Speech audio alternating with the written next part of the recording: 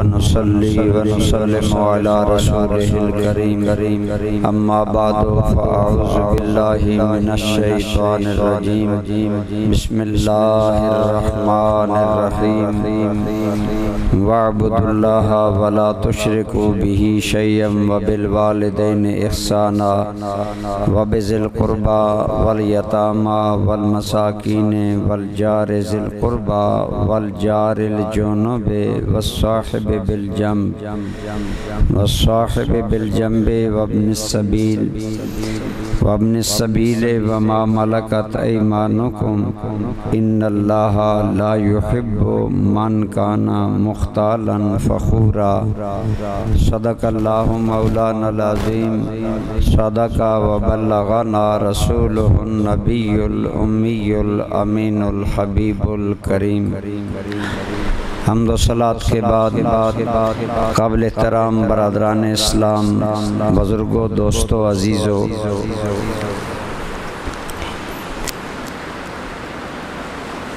اللہ تعالیٰ نے انسان کا مقصد زندگی بیان کیا، فرمایا وَمَا خَلَقْتُ الْجِنَّ وَالْإِنسَ إِلَّا لِيَعْبُدُونَ، میں نے نہیں پیدا کیا جن اور انسان کو مگر اپنی عبادت کے لیے۔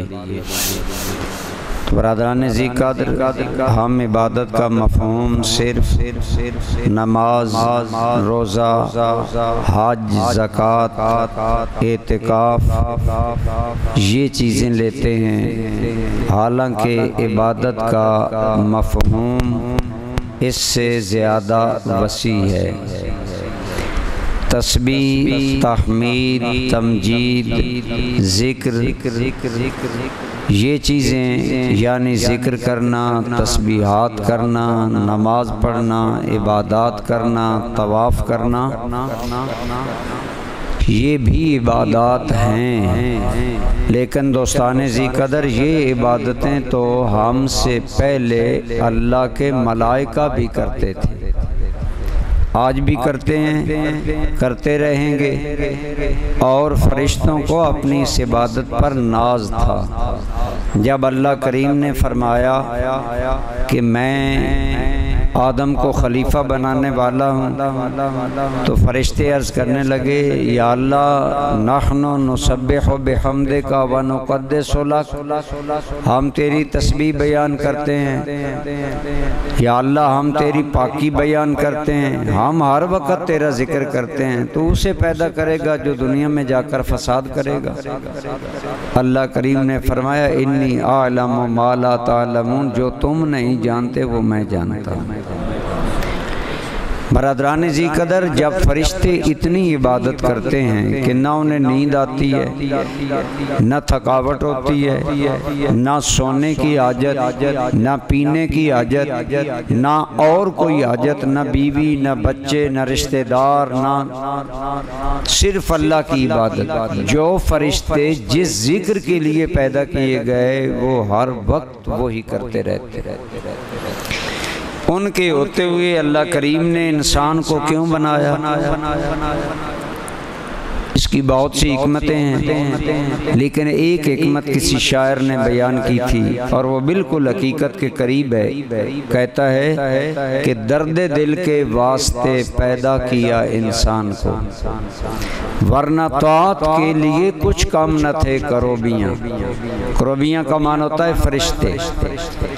فرشتے عبادت کے لیے کوئی کام نہیں تھے۔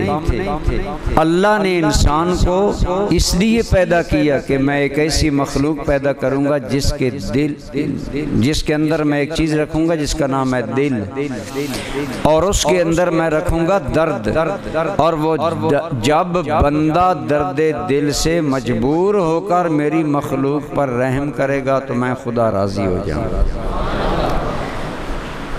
تو برادران گرامی قدر، اللہ کریم نے فرشتوں کے ہوتے ہوئے ہمیں بنایا، ہمیں اللہ کا شکر ادا کرنا چاہیے۔ اتنی پاکیزہ مخلوق کے ہوتے ہوئے انسان کو بنایا اور بنا کر ہمیں اللہ کریم نے دنیا میں بھیجا۔ میں نے جو آیت کریمہ پڑھی یہ سورہ النساء کی آیت نمبر 36 ہے۔ دیکھیں اس کے اندر اللہ کریم نے اپنا حق بھی بیان کیا اور اپنے بندوں کے حقوق بھی بیان کیا، لیکن اس آیت کریمہ میں یہ آیت کریمہ تقریباً 5 لائنیں ہیں۔ اللہ کریم نے اپنا حق 1 لائن میں بیان کیا اور بندوں کے حقوق 4 لائنوں میں بیان کیا۔ اس سے آپ اندازہ لگا لیں کہ بندوں کے حقوق کا معاملہ اسلام میں کتنا اہم ہے۔ تو آئیے ہم اسی آیت کے تحت گفتگو آگے چلاتے ہیں۔ ارشاد ہے وَاعْبُدُوا اللَّهَ، اے لوگو اللہ کی عبادت کیا کرو، وَلَا تُشْرِكُوا بِهِ شَيْئًا، اور کسی چیز کو اللہ کے ساتھ شریک نہ کرو۔ عبادت ہمیں اللہ کی کرنی چاہیے کیونکہ وہ ہمارا خالق و مالک ہے، اور اللہ کے ساتھ کسی کو شریک نہیں بنانا چاہیے کیونکہ حقیقت میں اس جیسا اور کوئی ہے ہی نہیں، نہ ہو سکتا ہے۔ جب ہے بھی نہیں اور ہو بھی نہیں سکتا پھر ہمیں شرک نہیں کرنا چاہیے، شرک سے بچنا چاہیے۔ ہے ایک ذات واحد عبادت کے لائق، زبان اور دل سے شہادت کے لائق، خدایا کون ہے ثانی تیرا سارے زمانے میں، تو ہی تو واحد بے مثل ہے اس کارخانے میں۔ ایک اللہ وحدہ لا شریک عبادت کے لائق ہے اور اس کے سوا کوئی عبادت کے لائق نہیں ہے، اور ہم الحمدللہ کسی کو بھی اللہ کا شریک نہیں سمجھتے۔ اور تو اور رہا اس کائنات میں آمنہ کے لال کا کائنات میں خدا نے نہ کوئی جواب بنایا ہے نہ کوئی بن سکتا ہے، تو اس ذات کے بارے میں بھی ہمارا کلیہ عقیدہ ہے۔ حضور نبی کریم صلی اللہ علیہ وسلم اللہ کی مخلوق ہیں اور اللہ خالق ہے، حضور عابد ہیں، اللہ معبود ہے، حضور ساجد ہیں، سجدہ کرنے والے ہیں، اللہ مسجود ہے، اللہ کو سرکار سجدہ کرتے ہیں۔ جب ہم حضور کو بھی اللہ کا شریک نہیں سمجھتے تو کسی اور کو بھی ہم اللہ کا شریک پھر کیسے سمجھ لیں گے؟ کہیں الحمدللہ۔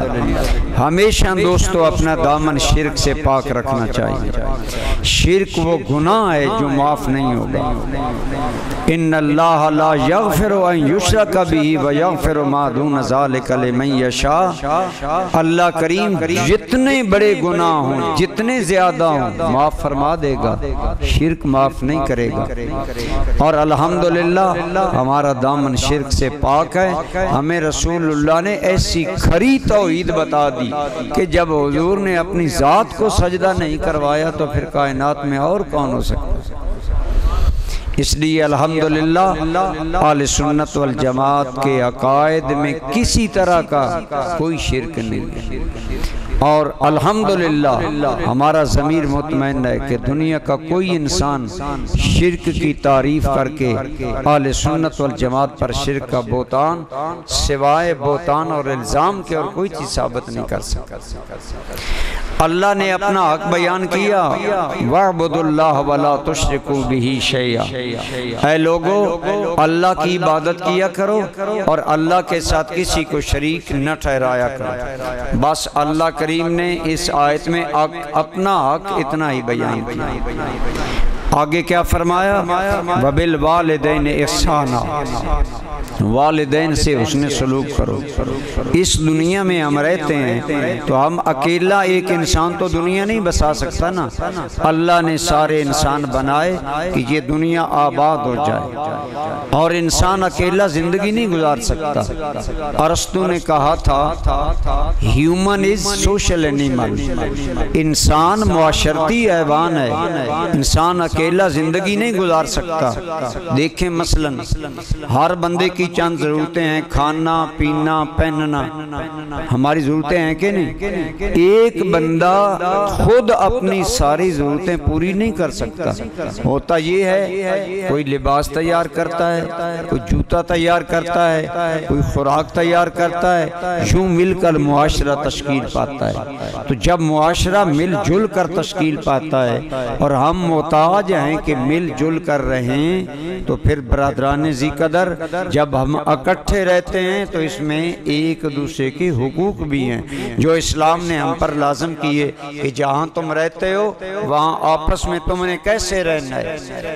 اسی لیے آج میں نے آپ کو تکلیف دی اور یہ بطور خاص ہم نے محفل سجائی کہ الحمدللہ ہم نے رمضان گزارا، روزے رکھے لوگوں نے، تراویح پڑھی، اعتکاف بیٹھے، لیکن اسلام کے اندر حقوق العباد کی اتنی اہمیت ہے کہ میں سمجھتا تھا اس کے بیان کے بغیر ہمارا یہ تبلیغ کا سلسلہ اور آپ تک اللہ رسول کے پیغام پہنچانے کا سلسلہ نامکمل رہتا، اس لیے میں نے آپ کو تکلیف دی۔ تو دوستان ذی قدر، جب ہم معاشرے میں آتے ہیں تو ہمارا سب سے پہلا تعلق ماں باپ سے ہوتا ہے۔ کس سے ہوتا ہے؟ کہ ہم ماں باپ سے پیدا ہوتے ہیں۔ اللہ کریم نے فرمایا وَبِالْوَالِدَيْنِ إِحْسَانًا، اپنے ماں باپ سے حسن سلوک کرو۔ اس پر میں تھوڑی سی زیادہ گفتگو کروں گا باقی موضوعات کی نسبت، کیونکہ ہمارے معتکفین میں اکثریت ینگ جنریشن کی ہے، نوجوان بچوں کی ہے، اور والدین اور اولاد کا آپس میں تعلق یہ پہلا تعلق ہے۔ تو فرمایا وَبِالْوَالِدَيْنِ إِحْسَانًا، اللہ کریم نے قرآن کریم میں بہت سے مقام پر اپنا حق عبادت بیان کرنے کے ساتھ متصل والدین کے ساتھ حسن سلوک کا حکم دیا۔ اپنا حق عبادت بیان کرنے کے بعد عموماً اللہ کریم نے ماں باپ کے ساتھ حسن سلوک کا حکم دیا۔ بڑی قابل توجہ بات ہے۔ علماء فرماتے ہیں کیا وجہ ہے؟ اللہ نے قرآن کریم میں کئی مقامات پر والدین کا حق اپنے حق کے ساتھ ملا کر کیوں بیان کیا؟ فرماتے ہیں ایک چیز اس میں قریب ملتی جلتی ہے، اور وہ یہ ہے کہ رب بھی بغیر کسی لالچ کے مخلوق کو پالتا ہے اور ماں باپ بھی بغیر کسی لالچ کے اولاد کو پالتے ہیں۔ تو گویا رب کا تعلق ربوبیت بغیر کسی لالچ کے ہے، اور ماں باپ بھی بغیر کسی لالچ کے اولاد کو پالتے ہیں۔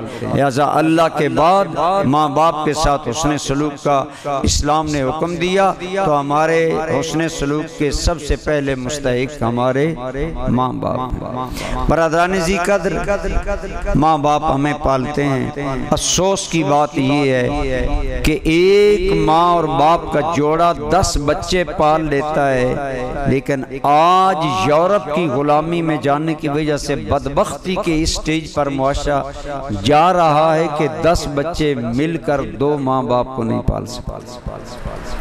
کتنی بڑی بے مروتی اور کتنی بڑی بدبختی ہے۔ تو برادران ذی قدر، ماں باپ ہمارے محسن ہیں، ہمارے وجود دنیا میں وجود میں آنے کا سبب ہیں، انہی کے صدقے ہمیں وجود ملا۔ اس لیے اللہ کریم نے ان کا حق بہت زیادہ بیان کیا اور فرمایا اپنے والدین سے حسن سلوک کیا کرو۔ قرآن کریم میں بار بار حکم ملا۔ حضور نبی کریم صلی اللہ علیہ وسلم کی بارگاہ میں ایک صحابی نے عرض کیا یا رسول اللہ سب سے افضل عمل کیا ہے؟ میرے آقا نے فرمایا سب سے افضل عمل وقت پر فرض نماز پڑھنا ہے۔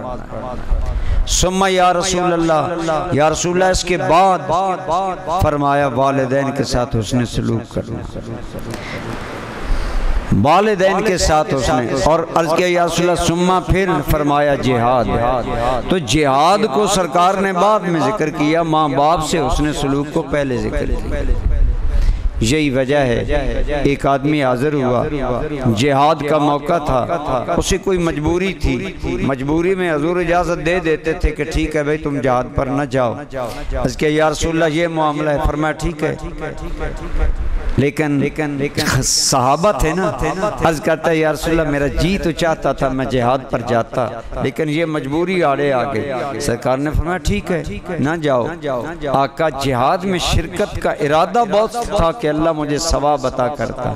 فرمایا تیرے ماں باپ میں سے کوئی زندہ ہے؟ جی یا رسول اللہ میری ماں زندہ ہے۔ فرمایا ماں کی خدمت کرو، اللہ تمہیں جہاد کا ثواب عطا فرمائے۔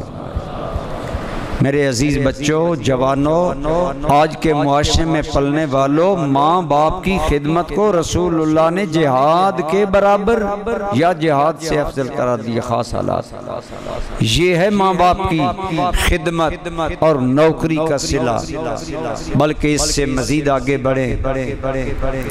میرے کریم صلی اللہ علیہ وسلم نے فرمایا جو آدمی ماں باپ کی خدمت بھی کرے اور خدمت کے ساتھ ساتھ ماں باپ کے چہرے پر محبت کی نظر ڈالے، اللہ اس میرے امتی کو مقبول حج کا ثواب عطا فرمائے۔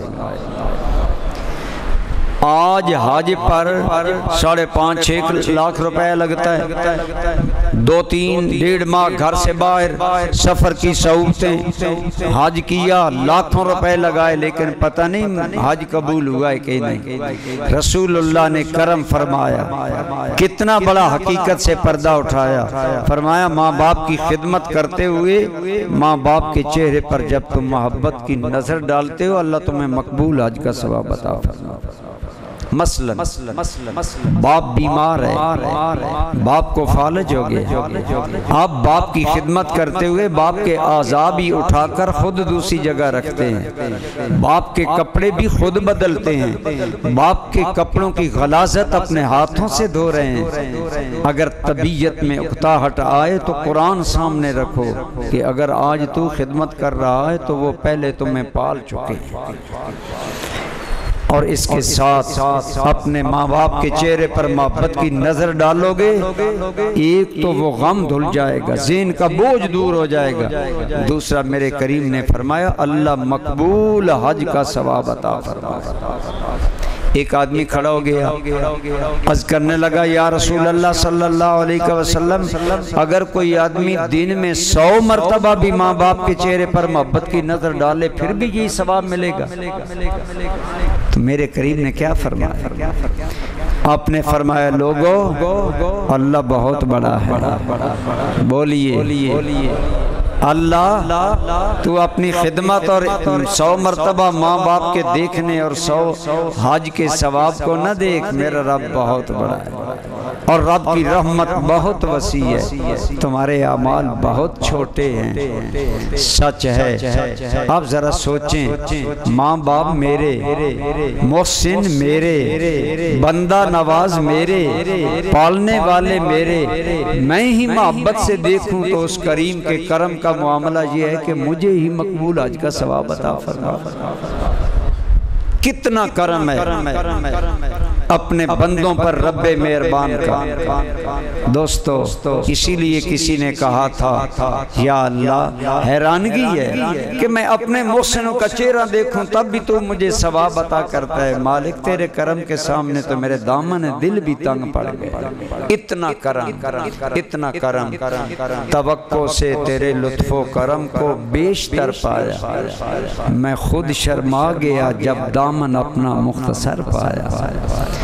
کتنا بڑا اللہ کریم کا کرم ہے۔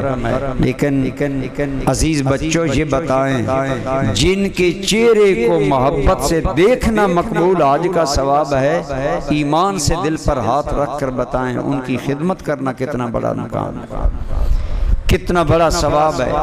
وہ کتنے خوش بخت بچے ہیں جنہیں بڑھاپے میں ماں باپ کی خدمت کا موقع ملتا ہے، اور جنہیں موقع ملا اور خدمت نہ کی۔ میرے کریم نے منبر پر قدم رکھا، سیڑھی پر فرمایا آمین، 3 سیڑھیوں پر قدم رکھا تو آمین آمین آمین۔ یا رسول اللہ آپ نے عام حالات میں منبر پر چڑھتے ہوئے یہ جملے نہیں فرمائے، آج خصوصی طور پر فرمایا ہاں ان تینوں میں سے ایک یہ تھا کہ جب میں فلاں سیڑھی پر قدم رکھتا ہوں تو جبریل آ کر کہتا ہے یا رسول اللہ صلی اللہ علیہ وسلم، جس آدمی نے اپنے ماں باپ دونوں کو بڑھاپے میں پایا یا ایک کو بڑھاپے میں پایا اور ان کی خدمت کر کے اپنی بخشش کا سامان نہ کیا، وہ آدمی خدا کی رحمت سے محروم ہو جائے۔ حضور نے فرمایا آمین۔ وہ اتنا بدبخت ہے کہ جس کے لیے بد دعا جبریل امین کر رہے ہیں، آمین آمنہ کے لال کر رہے ہیں۔ وہ اولادیں اپنی بدبختی کا سوچیں جو اپنے والدین کی نافرمانی کرتی ہیں۔ میرے بھائی، والدین کی خدمت اللہ کی قسم یہ وہ عبادت ہے جو چشم زدن میں مقامات بلند کر دیا کرتی ہے۔ آپ جانتے ہیں حضرت خواجہ اویس کرنی صحابی نہیں ہے، صحابی جو بن جاتا ہے وہ پوری امت کے ولیوں سے اعلیٰ ہے، جس نے ایک لمحہ ایمان کے ساتھ رسول اللہ کی صحبت پائی اور پھر ایمان پر خاتمہ ہو گیا، وہ صحابی بن گیا۔ اور امت کے بعد والے سارے ولی، غوث، قطب، ابدال، کلندر ایک پلڑے پر ہوں، یہ صحابی ایک پلڑے پر ہو، صحابی کا مقام پھر بھی زیادہ ہے۔ اتنا اعلیٰ مقام ہے صحابی کا۔ حضرت اویس کرنی حضور کے زمانے میں تھے، خواہش تھی میں مدینہ طیبہ جاؤں، آقا کی صحبت پاؤں اور صحابی بنوں، لیکن برادران ذی قدر یہ موقع نہ مل سکا۔ ظاہری زندگی میں سرکار کی زیارت و صحبت کا موقع نہ ملا، اور رکاوٹ کیا بنی کہ اویس کرنی کی بوڑھی والدہ گھر میں ہے اور اویس کرنی کے بغیر ماں کی خدمت کرنے والا اور کوئی نہیں، لہٰذا اویس کرنی نے ماں کی خدمت کو نہیں چھوڑا، صحابیت کے مقام سے محروم ہو گئے۔ لیکن کیا آپ جانتے ہیں کہ ماں کی خدمت کرنے والے کو اجر کیا ملا؟ کہ صحابہ کی بھری محفل میں نبی رحمت نے فرمایا مجھے کرن سے محبت کی خوشبو آتی ہے۔ حضور نے فرمایا مجھے کرن سے محبت کی خوشبو آتی ہے۔ اور حضور کے دو جلیل القدر صحابہ بڑی شان والے، مولا علی اور سیدنا فاروق اعظم رضی اللہ تعالی عنہ، آپ نے فرمایا تم میں سے کون میرا یہ پیغام اور سلام میرے اویس کرنی کو دے گا؟ کر میں ایک آدمی رہتا ہے، اس کے بدن پر برس کے سفید داغ کا نشان ہے، گمنام سا آدمی ہے، اسے ملنا اور میرا جبہ قمیص مبارک بھی دینا اور میرا سلام و پیغام بھی پہنچانا۔ روایات میں آتا ہے اویس کرنی کو ملنے کے لیے دنیا عدل کا امام عمر فاروق اور دنیا روحانیت کا امام مولا حیدر کرار حضرت اویس کرنی کو ملے، حضور کا جبہ بھی دیا، آپ کا یعنی تحفہ بھی دیا، سلام بھی دیا، پیغام بھی دیا۔ میرے بھائی، دو اتنے شان والے صحابہ کا کرن جا کر حضرت اویس کرنی کو ملنا، یہ اعزاز کیوں ملا؟ جواب تھا تو نے ماں کی خدمت کی ہے، اللہ نے تمہیں یہ مقام عطا فرمایا۔ اور بعض روایات میں تو آتا ہے کہ حضور نے پیغام بھجوایا کہ اسے کہنا، اس میرے عاشق کو کہنا میری امت کی بخشش کے لیے دعا کرے۔ بتائیں اس انسان کا کیا مقام ہے، اور یہ مقام کیسے ملا؟ ماں کی خدمت کی وجہ سے۔ ماں باپ کی خدمت چشم زدن میں انسان کے مقام بلند کر دیتی ہے۔ اور الحمدللہ یہ بات کرتے ہوئے مجھے کوئی باک نہیں کہ میں آپ کو یہ بتا سکوں کہ الحمدللہ تعالی میرے والدین مجھ پر راضی تھے، اور مجھے جو دعائیں دیتے تھے وہ دعائیں میں آج آنکھوں سے دیکھ رہا ہوں۔ آج سکولوں، کالجوں، یونیورسٹیوں کا ماحول ہمارے بچوں کو والدین سے بیگانہ کر رہا ہے۔ یورپ میں ماں باپ کا احترام نہیں، ہمارے اکثر بچے یورپ کی پیروی کرتے ہیں، لیکن خدا را ان کے پیچھے نہ جائیے، ہمارا قبلہ یورپ نہیں، ہمارا قبلہ مدینہ منورہ۔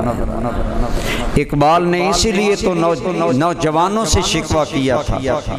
اقبال نے کہا تھا یورپ کی غلامی پہ رضا مند ہوا تو، مجھ کو تو گلہ تجھ سے ہے یورپ سے نہیں۔ اے جوانوں، مجھ کو یورپ سے گلہ نہیں کہ یورپ نے تمہیں بے دین بنا دیا، یورپ نے تمہیں بے حیا بنا دیا، یورپ نے ترقی کے نام پر آنکھوں سے پردے ہٹا دیے اور تمہیں بے غیرتی، بے حیائی اور تباہی کے راستے پر ڈال کر ماں باپ کا بیگانہ اور گستاخ کر دیا۔ اقبال کہتا ہے دکھ مجھے تجھ پر ہے کہ تم رسول مدنی کا غلام ہو کر یورپ کی طرف دیکھتا ہے۔ اور اقبال کہتا ہے مجھے دیکھ خیرہ نہ کر سکا مجھے جلوہ دانش فرنگ، سرما ہے میری آنکھ میں خاک مدینہ او نجف۔ میں تو لندن میں بھی رہا تو لندن کی تہذیب نے اقبال پر کوئی اثر نہ کیا، وجہ یہ ہے کہتا ہے کہ میری آنکھوں میں سرما، مدینہ طیبہ میں رسول اللہ کے قدموں کی خاک میرا سرما ہے، یا مولا علی حیدر کرار کی خاک میری آنکھوں کا سرما۔ برادران گرامی قدر، اللہ کریم کے حق کے بعد ماں باپ کا حق ہے۔ فرمایا ماں باپ سے بات کرو تو وَقُلْ لَهُمْ قَوْلًا كَرِيمًا، ادب سے بولا کرو۔ آج بیٹا بن گیا جرنل، سمجھے میری بوڑھی ماں ہے، دیہاتی ماں ہے، دیہاتی باپ کہتا ہے بند باندھنے والا، اور میں جرنل ہوں، میں کیسے ماں باپ کا احترام کروں؟ قرآن نے فرمایا وَخْفِضْ لَهُمَا جَنَاحَ الذُّلِّ مِنَ الرَّحْمَةِ، عزت کے جس بھی مقام پر پہنچ جا، پیدا کرنے والے رب کا حکم ہے جب ماں باپ سامنے آئیں تو عاجزی کا پیکر بن جائے۔ تیرے اور میرے کریم آقا دونوں ہاتھوں سے خیرات بانٹ رہے ہیں، یک لخ حضور کا دست جود و عطا رک گیا اور حضور نے ٹک ٹکی باندھ کر دور دیکھنا شروع کر دیا۔ صحابہ جن کی نظریں حضور کے چہرے پر رہتی تھیں وہ بھی ادھر اٹھ گئیں کہ کہاں مصطفیٰ کریم نے دیکھنا شروع کر دیا۔ ایک بوڑھی عورت آ رہی ہے، جب عورت پہچانی گئی تیرے اور میرے آقا اور ساری خدا کی کائنات کے تاجدار حضور کھڑے ہوئے، سید الانبیاء آگے بڑھے، آنے والی عورت کو خوش آمدید کہا اور اپنے کندھے سے کملی اتار کر زمین پر بچھا کر آنے والی عورت کو اوپر بٹھا دیا۔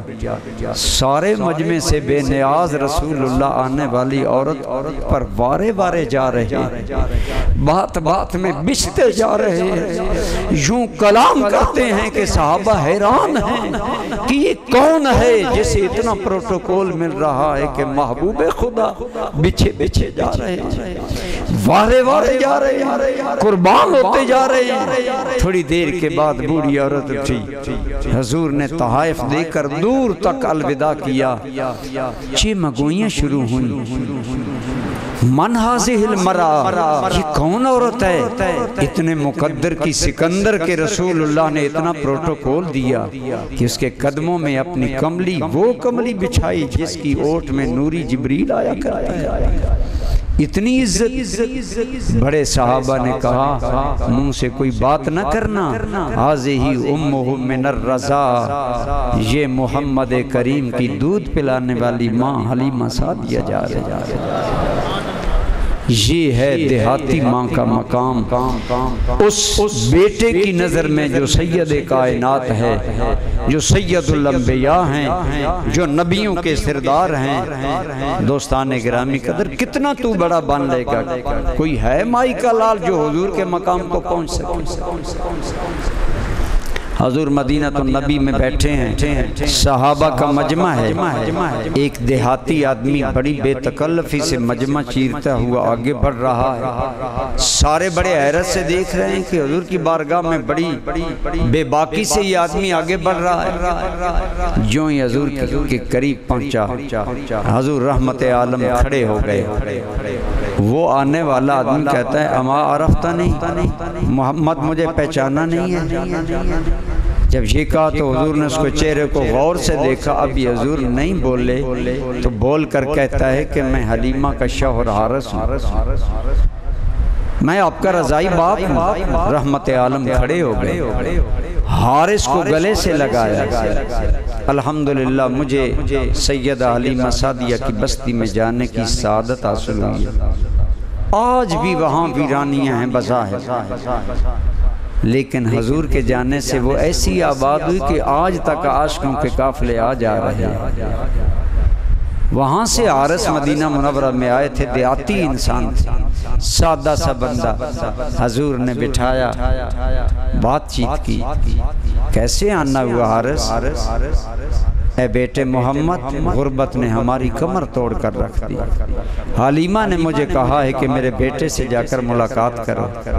حضور سمجھ گئے، حضرت بلال حضور کے خانگی معاملات کے انچارج تھے۔ فرمایا بلال، ہمارے پاس کوئی شے ہے حارث کو دینے کے لیے؟ حضور کے گھر میں غربتوں کا یہ عالم تھا، اور آج ہم تو دنیا بنا بنا کر نہیں تھکتے۔ ہمارا آج دکاندار چاہتا ہے کہ میں راتوں رات کروڑ پتی بن جاؤں، ہر بندہ چاہتا ہے کہ راتوں رات میں ارب پتی بن جاؤں۔ کائنات کے تاجدار کا معاملہ یہ ہے کہ پوچھ رہے ہیں ہمارے گھر میں کوئی شے ہے جو رضائی باپ کو دی جائے؟ حضور کھانا وغیرہ تو کوئی نہیں، درم دنانیر تو کوئی نہیں۔ یا رسول اللہ، آپ کی ملکیت میں ایک روایت میں 10 ہے، ایک میں چند بکریاں ہیں آقا۔ فرمایا وہ لاؤ۔ حضرت بلال بکریاں لائے، حضرت حارث کے آگے لگائیں، دور تک حضرت حارث کو الوداع کر کے فرمایا جو میسر آیا وہ تمہیں دے دیا گیا۔ لیکن ایک سوال ہے، میرے کریم نے رضائی باپ اور رضائی ماں کا یہ احترام کر کے تجھے اور مجھے بتایا کہ لوگو، مجھے سیدہ آمنہ کی خدمت کا عملاً موقع نہیں ملا کہ میری عمر 6 سال تھی کہ امی جان وصال کر گئی۔ میں نے اپنے والد حقیقی عبداللہ کو نہیں دیکھا، میری پیدائش سے پہلے فوت ہو گئے۔ لیکن لوگو، رضائی ماں اور رضائی باپ کی عزت کر کے میں تمہیں بتا رہا ہوں کہ میرا کلمہ پڑھنے والوں سوچو، اگر میرے حقیقی ماں باپ زندہ ہوتے تو محمد کے احترام کا عالم کیا ہو۔ یہ ہے ماں باپ کا مقام۔ آج ہمارے ماں باپ پریشان ہیں، اب بچے بات نہیں مانتے، منہ مانگی فرمائشیں کرتے ہیں۔ میں نے فلاں ہی موبائل لینا ہے، میں نے فلاں ہی چیز لینی ہے۔ نہ باپ کی انکم کو دیکھا، نہ باپ کے حالات کو دیکھا، نہ باپ کی صحت کو دیکھا۔ یاد رکھیں، میرے اور آپ کے کریم آقا نے فرمایا کبیرہ گناہوں میں سے یہ گناہ ہے کہ انسان ماں باپ کا نافرمان۔ ماں باپ کی نافرمانی کرنے والا انسان کبیرہ گناہ کا مرتکب ہے۔ اور اگر کوئی ایسا بدبخت ہے کہ اس کے ماں باپ اس حال میں مر گئے کہ وہ اس پر ناراض ہیں، تو سرکار نے فرمایا تیرے ماں باپ تیری جنت ہیں، تیرے ماں باپ تیری دوزخ ہیں۔ اگر وہ تجھ سے ناراض مرے تو جہنم جاؤ۔ ایک صحابی کی جان کنی کا عالم ہے، 3 دن گزر گئے، صحابی کی جان نہیں نکل رہی۔ پیغام بھیجا گیا یا رسول اللہ قدم رنجا فرمائیں، یہ بیچارہ بڑی تکلیف میں ہے۔ حضور نے کرم فرمایا، حضور بھانپ گئے۔ یہ بات میں سنا چکا ہوں آپ۔ سرکار نے اس کی ماں کو بلا کر فرمایا اسے معاف کر دو، وہ ماں کا گستاخ تھا، وہ ماں کا دل دکھاتا تھا۔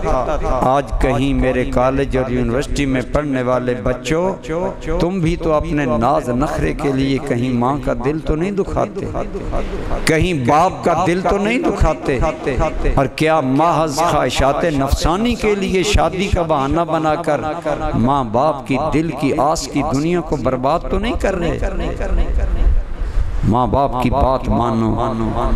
آج ہماری اپنی خواہشیں جی میں اپنی لو میرج کروں گا، شادی کروں گا، میں یہ کروں گا، میں وہ کروں گا۔ آج سن جس ذات کا کلمہ پڑھتا ہے۔ حضرت علی بن طلق روایت کرتے ہیں کہ رسول اللہ صلی اللہ علیہ وسلم نے فرمایا لوگو میرا جی چاہتا ہے، محمد مصطفیٰ نبیوں کے سلطان کہہ رہے ہیں میرا جی چاہتا ہے کہ کاش میرے ماں باپ میں دونوں زندہ ہوتے یا کوئی ایک زندہ ہوتا، اور اگر میں نماز میں بھی ہوتا پر میرے ماں باپ میں سے دونوں یا کوئی ایک مجھے بلاتے تو میں لبیک کہہ کر حاضر خدمت ہوتا۔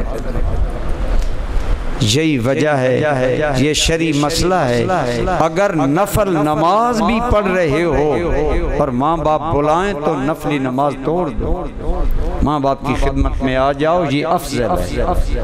کیوں؟ نفل پڑھنے کا موقع پھر مل جائے گا، کہیں باپ کی نظر نہ بدل جائے، کہیں باپ کی نظر میں ناراضگی نہ آ جائے، کہیں باپ ماں کا شیشے کی طرح نرم دل نہ ٹوٹ جائے۔ نماز میری عبادت چھوڑو، ماں باپ کی خدمت میں چلو۔ یہ شریعت کا حکم ہے، یہ ہے اسلام میں ماں باپ کا مقام۔ فرمایا وَبِالْوَالِدَيْنِ احسانا، وہ اسلام جو دین رحمت بن کر آیا، اس نے اچھائی کا اظہار صرف ماں باپ سے کرنے کو نہیں کہا، تمہارا اور لوگوں سے بھی۔ دیکھیں کیسا فطری قرآن نے نظم بیان کیا، پہلے ماں باپ سے اس نے سلوک، کیونکہ پہلا تعلق کس سے ہوتا ہے بولیے، اور ماں باپ کے بعد بندے کا اگلا تعلق معاشرے میں ہوتا ہے رشتہ داروں سے۔ کن سے؟ فرمایا وَبِالْوَالِدَيْنِ احسانا وَبِذِي الْقُرْبَى، اپنے قریبی رشتہ داروں سے اچھا سلوک کیا کرو۔ ماں باپ کے بعد معاشرے میں تمہارا ان سے تعلق ہوگا۔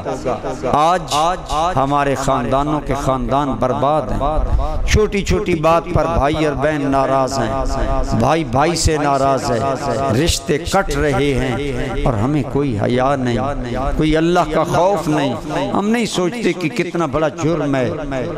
اللہ کریم فرماتے ہیں میں نے رحم بنائی تمہارے رشتے قائم کرنے کے لیے، اور حدیث پاک میں آتا ہے اللہ نے سے خطاب کر کے فرمایا جو تجھے جوڑے گا میں اللہ اس کو جوڑوں گا، اور جو تمہیں کاٹے گا میں خدا اس کو کاٹ کر رکھوں گا۔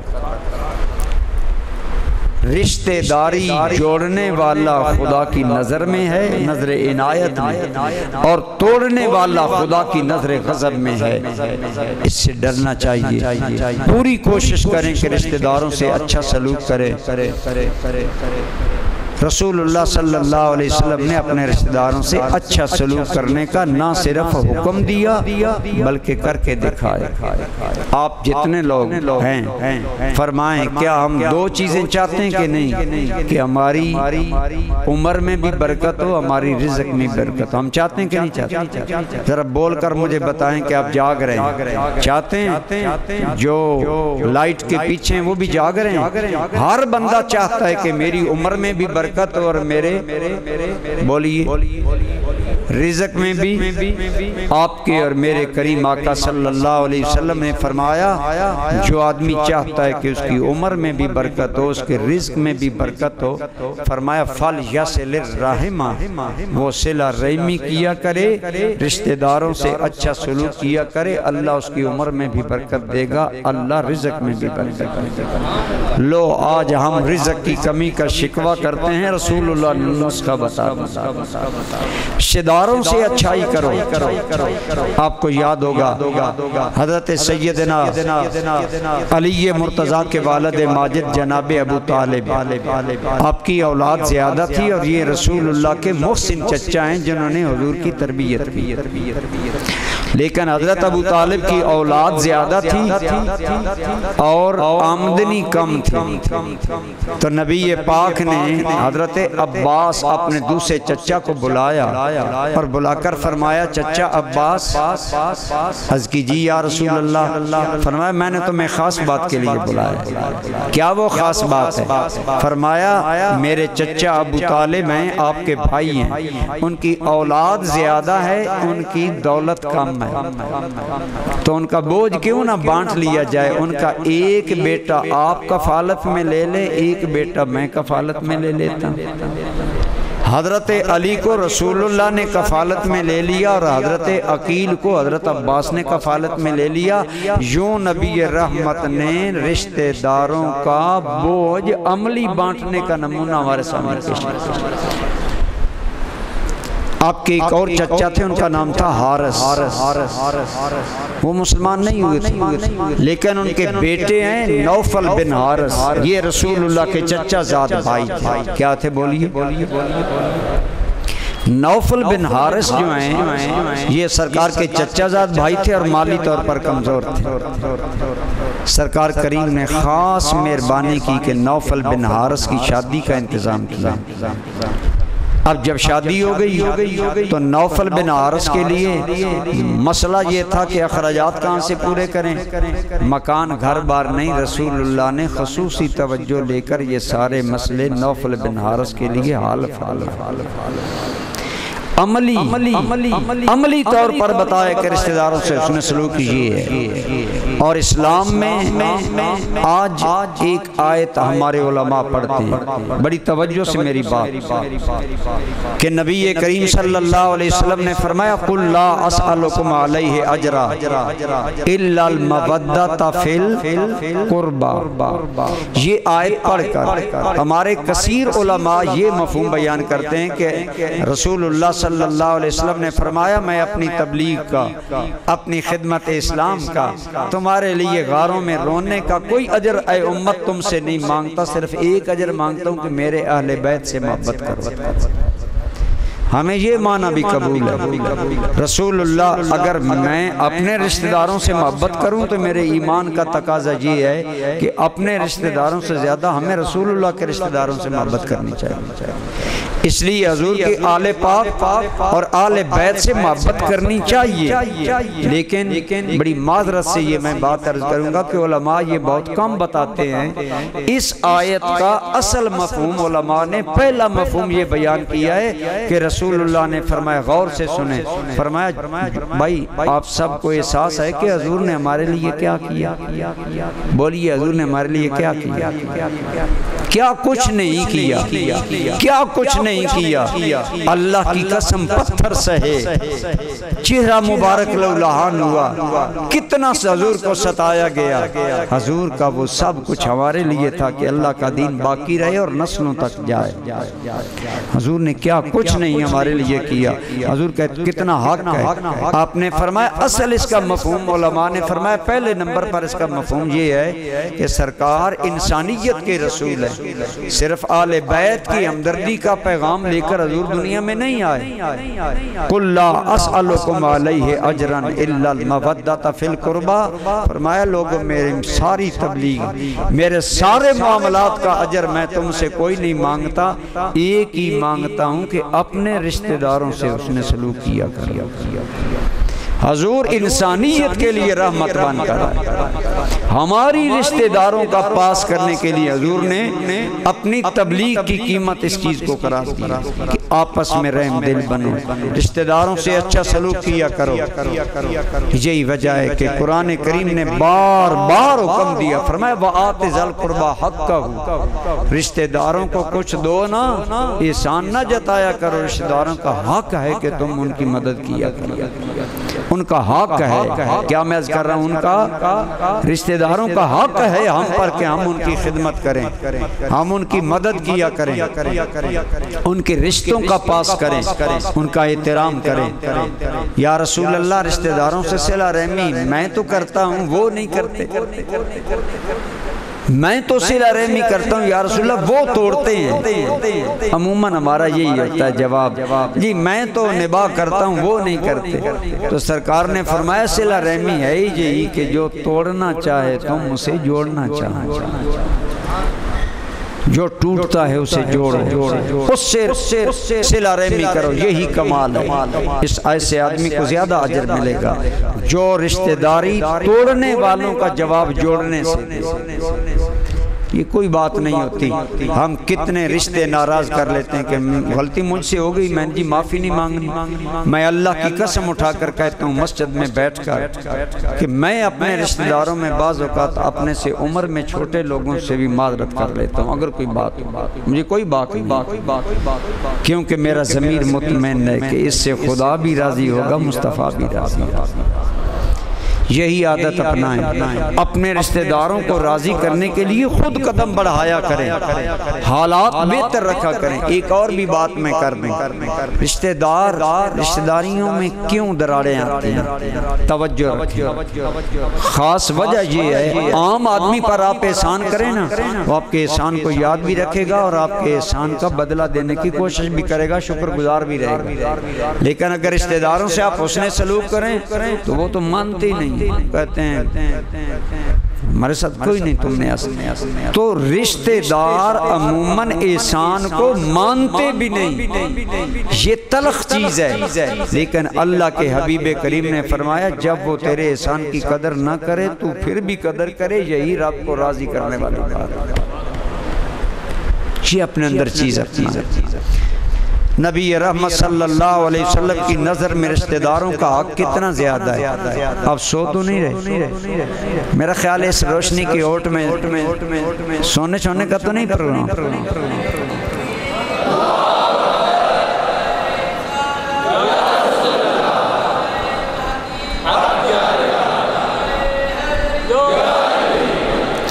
حضور کے ایک صحابی ہیں جن کا نام تھا حضرت طلحہ کہتے ہیں رضی اللہ تعالی. بڑی شان والے یہ صحابی ہیں، بڑے خوبصورت، بڑے صلاحیتوں والے اور بڑے خاندان کے آدمی. ان کا مدینہ منورہ میں ایک بہت بڑا پیارا باغ تھا جو آج کل مسجد نبوی کے اندر وہ جگہ آ گئی اور اس کی نشاندہی موجود ہے. عموماً سرکار وہاں وضو کیا کرتے تھے اور اس نشاندہی پر الحمدللہ میں نے اس جگہ کی زیارت بھی کی ہے. جاننے والے اس نشاندہی کو آج بھی جانتے ہیں. بڑا گھنا باغ تھا اور بڑا قیمتی باغ تھا اور مدینہ منورہ کے بالکل قریب تھا. یہ آیت اتری نا قرآن کی لن تنالوا البر حتی تنفقوا مما تحبون کہ اللہ کے راستے میں گھٹیا چیزیں نہ دیا کرو، اپنی پیاری چیزیں دیا کرو. تو صحابہ کا ایمان بالقرآن دیکھیں، آیت اتری، حضرت طلحہ حضور کی خدمت میں آ گئے. یا رسول اللہ، اللہ کہتا ہے اپنی پیاری چیزیں میرے نام پر دو. یا رسول اللہ آپ بھی جانتے ہیں، لوگ بھی جانتے ہیں کہ میرے باغ جیسا کسی کا باغ نہیں. یا رسول اللہ میں حاضر ہوں، میں نے باغ اللہ کو دے دیا، میں نے باغ اللہ کو دے دیا.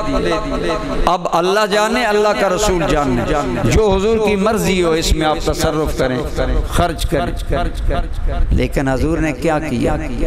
ضرورت تھی بہت چیزوں کی، جہاد پر ضرورت تھی، مسجد کی ضرورت تھی. اصحاب صفہ غریب لوگ تھے، مسکین لوگ تھے، ان کا ذکر آ رہا ہے. لیکن سرکار نے پتہ کیا فرمایا؟ آپ نے فرمایا طلحہ بہت بڑا تو نے ارادہ ماشاءاللہ کیا، تو ایسا کرو، اگر ایسا کرنا ہی ہے کہ تم نے اتنا بڑا باغ اللہ کے نام پر دینا ہے تو میں تمہیں وصیت کرتا ہوں جاؤ رشتہ داروں میں تقسیم کر. رشتہ داروں کا پہلا حق. ہم باہر تو حاتم تائی ہوتے ہیں، بہن کے لیے قارون اور کنجوس بن جاتے ہیں. باہر تو ہم بڑے سخی ہوتے ہیں، لیکن بھائی کا معاملہ آئے تو بخل ہمارے اوپر طاری ہو جاتا ہے کہ بھائی کو کوئی چیز دینے کے لیے تیار نہیں. رسول اللہ نے تو طلحہ کو باغ دینے کے لیے فرمایا پہلے رشتہ داروں کو. اسی لیے میرے اور آپ کے کریم آقا نے فرمایا، سنیں کتنا حسین ارشاد ہے. میرے آقا کا ہر قول حسین ہے. فرمایا لوگوں مسکین کو صدقے کا 1 درہم دینا 1 درجہ ثواب ہے، غریب رشتہ دار کی مدد کرنا 2 ثواب. ایک صدقہ کرنے کا اور ایک صلہ رحمی کرنے کا. عام غریب آدمی کی تم مدد کرو گے تمہیں 1 ثواب ملے گا. رشتہ داروں میں کوئی غریب ہے اس کی مدد کرو گے 2 ثواب ملے گا. اب ایک سوال آپ کے ذہن میں پیدا ہو رہا ہوگا، میں اس کا جواب دے دوں کہ یہ رشتہ دار تو زکوٰۃ لیتے نہیں، رشتہ دار تو خیرات لیتے نہیں، پھر کیا کریں؟ میں اس کا حل بتاتا ہوں. شریعت نے بتایا ہے اگر رشتہ داروں میں واقعی کوئی آدمی غریب ہے اور وہ مستحق زکوٰۃ ہے تو آپ زکوٰۃ دینا چاہیں، شریعت آپ کو اجازت دیتی ہے کہ آپ زکوٰۃ کا نام نہ لیں کہ اس کا دل پریشان نہ ہو. آپ اس کے بچوں کو عیدی کا نام دے کر دے آپ اس کو کہیں کہ تیرے بچے ماشاءاللہ بڑی اچھی تعلیم کر رہے ہیں، یہ میری طرف سے تیرے بچوں کے لیے انعام ہے. کوئی نام دے کر غریبوں کی، غریب رشتہ داروں کی آپ مدد کر لیں، اندر زکوٰۃ ہو، بظاہر نام اور بھی استعمال کر لیں. رب دوغلا پن پسند نہیں کرتا. فرمایا لیکن یہاں یہ بھی کرو تو مجھے پسند ہے کیونکہ مدد رشتہ داروں کی تم کر رہے ہیں. بات سمجھ آئی آپ کو؟ تحفے کا نام دیں، محبت کا نام دیں، عیدی کا نام، جو بھی آپ نام دینا چاہیں دے لیں. رشتہ داروں کا خیال رکھیں۔ اتنا نبی رحمت صلی اللہ علیہ وسلم نے رشتہ داروں کا خیال کرنے کا حکم دیا، میں اگر بیان کروں تو بات لمبی۔ وَبِالْوَالِدَيْنِ اِحْسَانًا وَبِذِي الْقُرْبَى، ماں باپ سے حسن سلوک کرو، رشتہ داروں سے حسن سلوک۔ آگے دیکھیں فرمایا وَالْيَتَامَى، جب تو اپنے رشتہ داروں سے سلوک کرے گا نا، معاشرے میں ایسے بھی تو لوگ ہوں گے نا جن کا باپ فوت ہو جائے۔ شریعت میں یتیم اس نابالغ بچی یا بچے کو کہتے ہیں جن کا باپ فوت ہو جائے۔ ماں فوت ہو، یتیمی کا اس پر عرف شریعت میں نہیں آتا۔ بالغ بچے ہوں، باپ فوت ہو جائے، ان پر یتیمی کا لفظ نہیں آتا۔ نابالغ بچہ بچی باپ فوت ہو گیا، کیونکہ کفیل اور روزی کمانے والا عموماً کون ہوتا ہے؟ باپ ہوتا ہے، لہذا وہ یتیم ہے۔ تو فرمایا یتیموں سے معاشرے میں حسن سلوک کرو، یتیموں کا حق ادا کرو۔ میرے کریم خود یتیم تھے نا، یتیمی کے دور سے گزرے تھے۔ فرمایا الم یجد کا یتیمن فآوا، میرے حبیب ہم نے تمہیں یتیم پایا تو اپنی پناہ میں لے لیا۔ اب آپ خود بھی اور امت کو بھی حکم دیں یتیموں سے حسن سلوک کرنے کا۔ حضور نے کتنا حسن سلوک کرنے کا حکم دیا۔ میرے کریم نے فرمایا لوگو کافل الیتیم وانا ہاکذا یوم القیامہ او کما قال علیہ السلام، فرمایا یتیم کی کفالت کرنے والا اور میں محمد مصطفیٰ ایسے مل کر جنت میں جائیں گے جیسے میری انگلیاں قریب، یوں حضور نے انگلیاں کھڑی کر کے بتایا۔ ایک اور حضور کا ارشاد سنیں، فرمایا جس آدمی نے یتیم کے سر پر ہاتھ رکھا شفقت کا،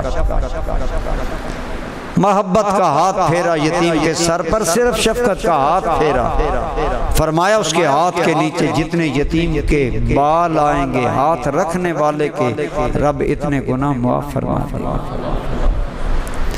اب بتائیں ہاتھ کے نیچے کتنے بال آتے ہیں؟ اور اگر یتیم کے سر پر ہاتھ رکھنے کا یہ ثواب ہے تو اپنے گھر میں ایک یتیم رکھ لینے کا کتنا ثواب ہے؟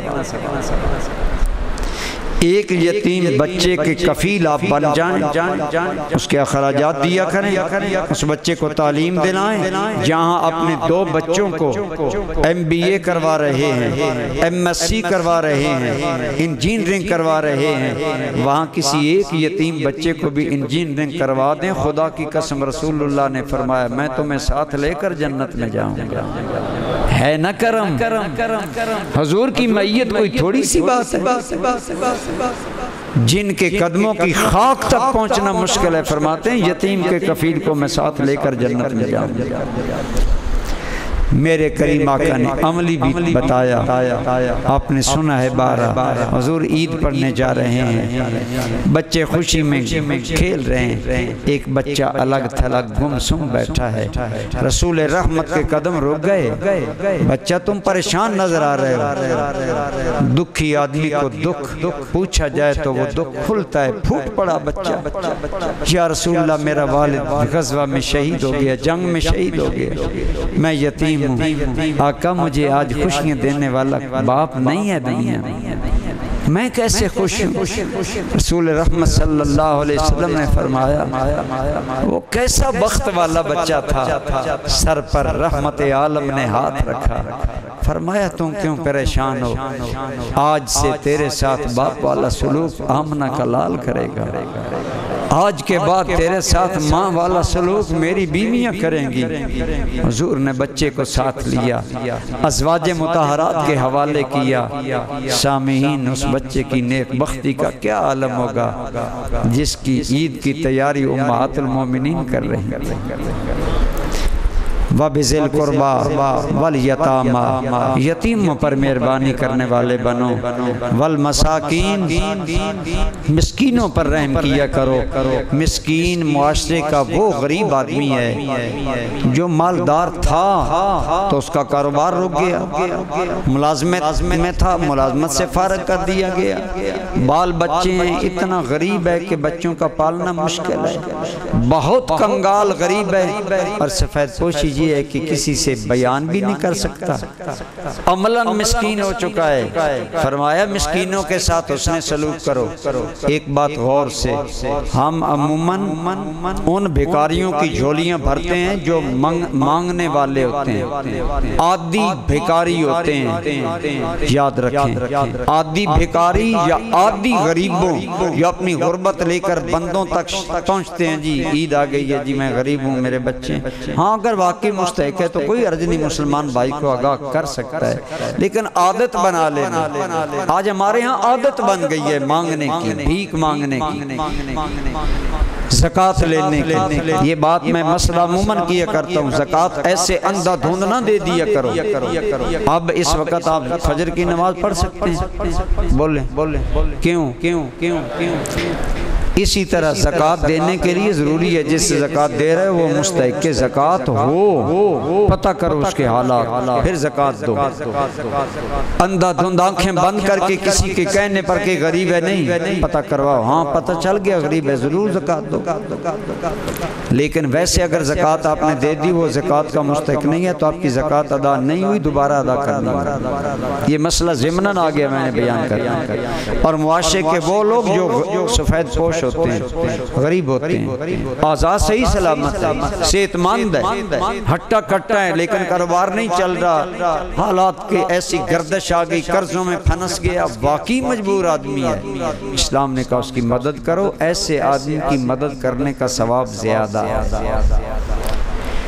معاشرے کے امیر لوگوں کی، غور سے میری بات سنیں، معاشرے کے امیر لوگوں کی یہ ذمہ داری ہے کہ وہ کوشش کیا کریں کہ معاشرے میں رہنے والے غریب لوگوں کے بارے میں دوستوں سے پوچھیں، تلاش کریں انہیں اور ان کی مدد کریں۔ فرمایا والمساکین، مسکینوں سے، غریبوں سے، بے سہارا لوگوں کی مدد کیا کرو۔ مالی معاونت، ویسے معاونت عموماً، ایک اور بات بڑی قابل غور، جو غریب ہو جاتا ہے اس کو کوئی نہیں منہ لگاتا، اور پیسے والے کو ہر کوئی سلامی کرتا ہے۔ غریبوں کو پاس بٹھایا کرو، اللہ کی قسم غریبوں کو پاس بٹھانے سے چشم زدن میں معاملات طے ہوتے ہیں۔ تمہیں کیا پتا، کسی یتیم کا دل جب تم راضی کرو، کسی مسکین کو جب تم خوش کرو، عید آ گئی، تم نے رات کے اندھیرے میں جا کر کہا میرے بھائی مجھے تیرے حالات پتہ ہیں، یہ لے لو، بچوں کی عید کرو، اپنی کرو، اس کے دل سے جب ایک بھوک تیرے لیے دعا کی اٹھے گی، خدا کی قسم ایک لمحے میں تیرے درجات بلند۔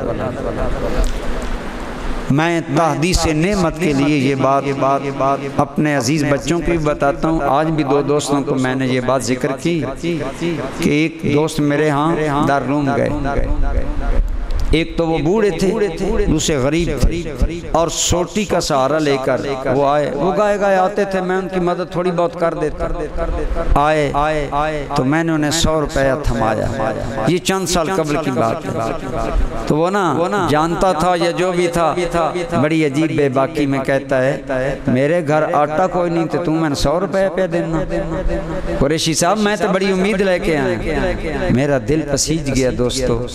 میں اسی وقت اندر گیا، 500 روپے اور اس کو دیا۔ اس وقت آٹے کی گٹو 250 کے غالباً قریب ہوگا، یس کے میں نے کہا وہ چلا گیا۔ میں اللہ کی قسم اٹھا کر آپ کو بتاتا ہوں، رات آئی تو اللہ کریم نے خواب میں مجھے مسجد نبوی میں پہنچا دیا، اور اس حال میں میں حاضر ہوں کہ مسجد نبوی کا کوئی پرانا منظر، بڑا میرا دل خوش ہے کہ مسجد نبوی کا پرانا منظر نظر آ گیا۔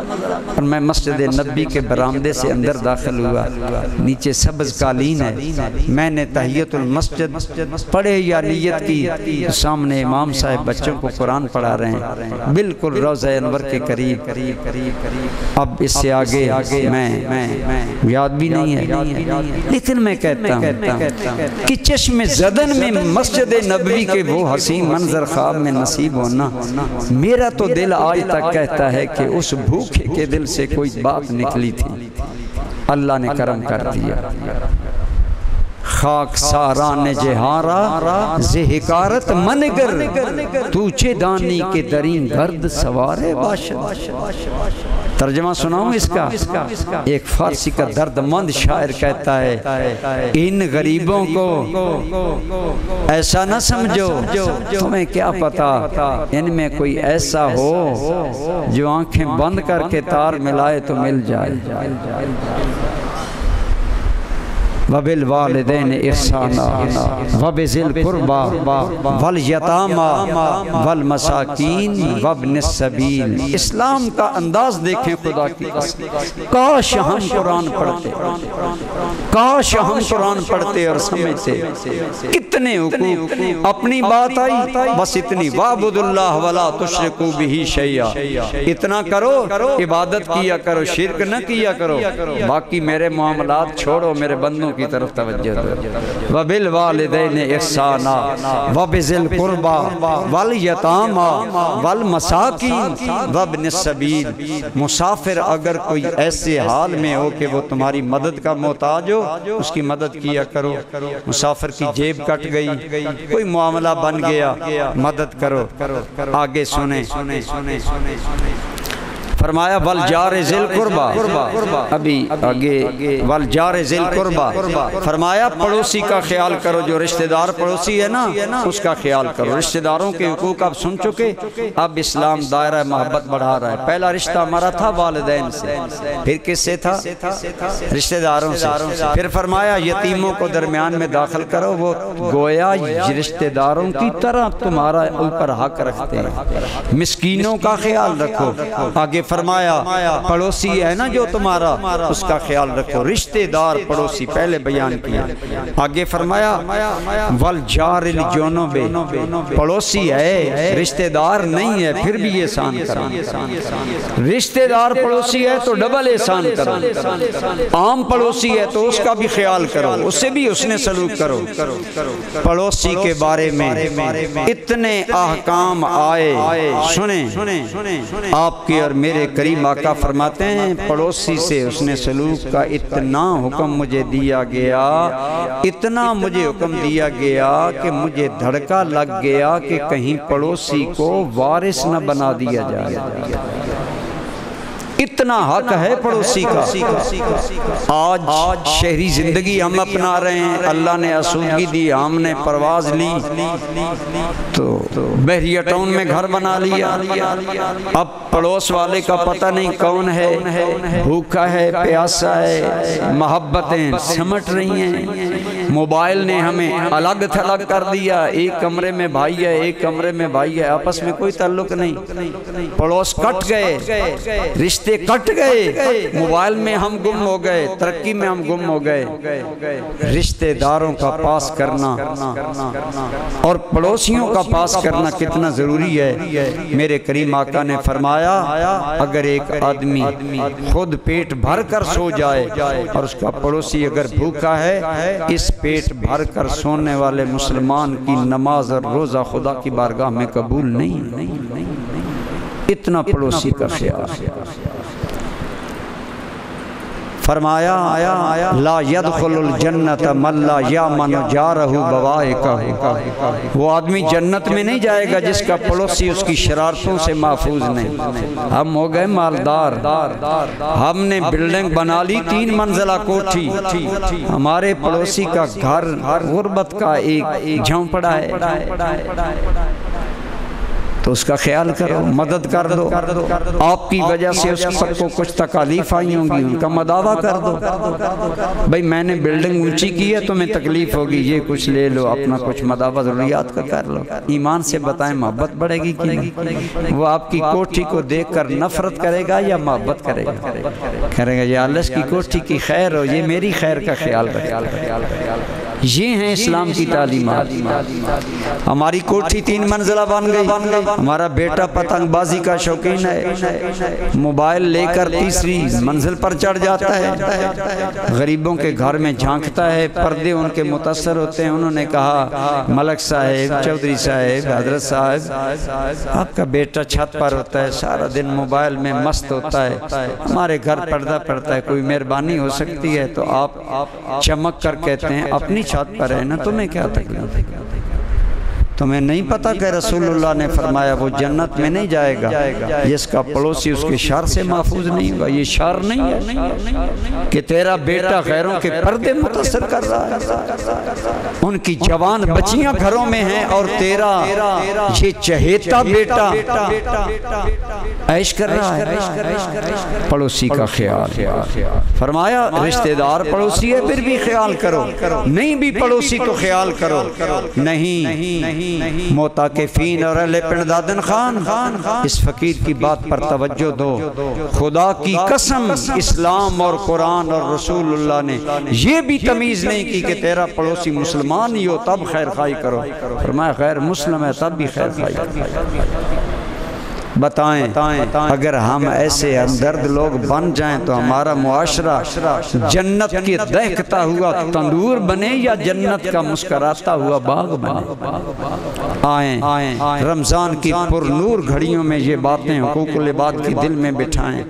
پڑوسیوں کا پاس کرنے والے آدمی کو اللہ بہت درجے عطا فرماتا ہے اور پڑوسی کا بہت زیادہ حق ہے، ایون کہ یہاں تک یہ حدیث میں عموماً اپنے بچوں کو سناتا ہوں، انہیں تاکید بھی کرتا ہوں۔ فرمایا اگر تم کوئی ایسی چیز پکاؤ جس کی خوشبو تمہارے پڑوسی کے گھر میں گئی تو پھر تھوڑا سا سالن بھیج دیو تاکہ محرومی کا شکار نہیں۔ تیرے گھر گوشت پکا، پڑوسی کے گھر میں دھواں گیا، خوشبو گئی، تھوڑا سا وہاں بھی بھیج دو۔ جب بھیجو گے نا تو ان کے غریب بچے بھی کہیں گے مولا ہمارے پڑوسی کی خیر، ہمیں اپنی خوشیوں میں شامل کرتا ہے، ہمیں اپنی نعمتوں میں شامل کرتا ہے۔ صحابہ کرام اس بات کا اتنا خیال رکھتے کہ ایک صحابی نے ایک مرتبہ ایک بکرا ذبح کیا، کچھ گوشت اپنے گھر بیوی کو کہا کچھ خود رکھ لو باقی تقسیم ہو گیا۔ یاد آیا کہ فلاں پڑوسی کو تو کوئی نہیں چیز بھیجی، وہ صحابی ہانپتے آئے، کیا کوئی چیز ہے گھر میں؟ کہا بس بکرا تقسیم ہو گیا، سر بکرے کا ہے۔ فرمایا اللہ کی بندی ہم گزارا کر لیں گے، فلاں پڑوسی رہ گیا کہیں پکڑے نہ جائیں، یہ سر اس کے گھر نہ بھیج دیں۔ فرمایا چشمے ماں روشن دلے ماں شاد، ہماری بیویاں تو نہیں تھی نا گلے پڑ جاتی، بیویاں بھی تو وہ صحابیات تھیں جو نگاہ نبوت میں پروان چڑھنے والی، جنہیں حضور کی نگاہوں کی تربیت۔ کہا ٹھیک ہے حضور، بکرے کا سار اٹھایا پڑوسی کو دیا۔ اب پڑوسی کو نہیں پتا کہ میرے پڑوسی کے گھر بھی اس نے گوشت پہنچا دیا، یہ پڑوسی کہتا ہے شاید یار اس کے گھر میں ہے یا نہیں، چلو ہماری خیر ہے یہ بکرا آج وہ پکا لیں۔ وہ سر ان کے گھر گیا، 8 گھروں سے بکرے کا سر پھرتا ہوا اس صحابی کے گھر پہنچ گیا جہاں سے بکرے کا سر چلا ہے۔ یہ وہ لوگ ہیں، فرشتوں سے بہتر ہے انسان بننا۔ یہ وہ رسول اللہ کے صحابہ تھے جو رہتے فرش پر تھے، اللہ کی قسم ان کی فخر کی باتیں عرش پر تھی۔ میں بات کر رہا تھا میں مانو مسافروں کی ہر ایک کی ہمدردی کریں، اپنی ذات کو پیچھے رکھیں، اللہ کی مخلوق کو آگے کریں۔ حضور کی بارگاہ میں ایک مہمان آیا، حضور نے گھر سے پتہ کروایا کائنات کے تاجدار کے گھر میں مہمان کو دینے کے لیے کوئی چیز نہیں۔ آج ہمارا دکاندار کہتا ہے جی میں تھوڑا نفع لوں تو میرے گھر کا نظام نہیں چلتا۔ میں نے کہا کائنات کے تاجدار کے گھر میں تو کئی دن چولہا نہیں جلا، تو زیادہ پرافٹ کے لیے ایک مسلمان کی زندگی کو چل رہا ہے، ملاوٹ کر کے مسلمانوں پر زندگی تنگ کر رہا ہے، بیماریاں پھیلا رہے ہیں ہم لوگ۔ میں عموماً یہ بات کرتا ہوں، یہ پاکستان میں جتنی بے سکونی ہے آسمان سے اتری ہے یا ہم نے پیدا کی؟ ہم نے پیدا کی ہے۔ جب ہم نے ملاوٹ کی تو بیماریاں پھیلی، جب ہم نے بددیانتی کی تو نفرتیں پھیلی، جب ہم نے چور بازاری کی، غلط پر نفع کمایا، ذخیرہ اندوزی کی، رمضان آتا گیا تو ریٹ آسمانوں کو پہنچ گئے۔ آپ تو مالدار ہو گئے لیکن بتائیں کتنے گھروں کے چولہے سرد ہو گئے، ان کی آہیں کون سنے گا؟ اللہ سنتا ہے۔ اور اس کے نتیجے میں جن کے گھر زیادہ نفع خوری سے امیر بنتے ہیں، خدا کی قسم ان کے پاس دولت ہوتی ہے، میں اللہ کی قسم اٹھا کر کہہ رہا ہوں ان کے دل میں سکون والی نعمت نہیں ہوتی۔ بے چین رہتے ہیں، مخبوط۔ میں آپ کو ایک بات بتاؤں، جو امیر لوگ ایسی اخلاقی گناہ کرتے ہیں ان کی ایک علامت شریعت نے بیان کی ہے کہ وہ تمہیں ایسے نظر آئیں گے کأنما یتخبطہ الشیطان، وہ ایسے مخبوط الحواس تمہیں نظر آئیں گے، ہر چیز ہونے کے باوجود محروم مرجھائے اور بے سکون نظر آئیں گے، مخبوط الحواس نظر آئیں گے۔ انہوں نے معاشرے کے مسلمانوں کے حقوق پامال کی، یہ علامت ہے، نشانی ہے، یہ آپ دیکھ سکتے ہیں۔ حضور کے گھر میں مہمان کے لیے کوئی چیز نہ آئی، فرمایا بھائی حاضرین میں ہے کوئی جو میرا مہمان آج گھر لے جائے؟ ایک صحابی کہنے لگے انصاری یا رسول اللہ میں لے جاتا، گھر لے گئے، بیوی کو کہا اللہ کی بندی میں حضور کا مہمان لے کر آ گیا، گھر میں کھانے کا کیا حال ہے؟ غربت کا دور تھا، کہنے لگی کھانا ایک آدمی کا ہے، بچے کھائیں تو اور میں بھوکا رہیں گے۔ انہوں نے کہا میں تو حضور کا مہمان بھی لایا ہوں، اب ہماری بیوی ہوتی تو گلے پڑ جاتی، صحابیہ تھی، رسول اللہ کی نگاہوں کی تربیت یافتہ تھی، کہنے لگی مرحبا بضیف اللہ و رسول اللہ رسول کے مہمان کو خوش آمدید۔ آپ گھبراتے کیوں؟ وہ اللہ کی بندی کرو گی کیا؟ فرمایا تم بچوں کو بہلاؤ وہ سو جائیں، میں کھانا تیار کرتی ہوں۔ کیا بات ہے؟ یہ بھی کوئی بات ہے؟ انہوں نے بچوں کو بہلایا، بچے بھوکے سو گئے، کھانا تیار ہو گیا۔ اب صحابی کہتے ہیں کھانا ہم رکھیں گے نا تو میں میزبان ہوں، ساتھ کھانا سنت بھی ہے، وہ مجھے کہے گا کھاؤ، تو تم ایسا کرو میں رکھتا ہوں مہمان کے آگے کھانا، تم چراغ بجھا دو، ہو جائے گا اندھیرا، وہ مجھے کہے گا کھاؤ، میں منہ چباتا رہوں گا، خالی مہمان کھاتا رہے گا۔ اللہ رسول کا مہمان سیر ہو ہماری خیر ہے، ہماری خیر ہے۔ صحابہ میں یہ جذبہ تھا، 8 گھروں سے ایک بکرے کا سر جہاں سے چلا وہاں آ گیا۔ یہ وہ انسانیت کے ہمدرد لوگ رسول اللہ نے تیار کیا، اللہ کی قسم جن پر انسانیت نازاں ہے۔ صبح ہوئی، مہمان اور میزبان دونوں مسجد نبوی میں آئے تو وہ رسول ہماری طرح نہیں ہے، یہ کبھی نہ سوچنا، تیری میری نظر تو یہاں ہے نا۔ ان دونوں کو جب دیکھا تو رسول اللہ کے چہرے پر مسکراہٹ آئی۔ میزبان بھانپ گیا، دل ہی دل میں کہنے لگا الحمدللہ میرے اور میری بیوی کی اسحار کی خبر لگتا ہے عرش پر چلی گئی ہے۔ اللہ کا نبی مسکرائے، آپ کے چہرے پر تبسم آیا۔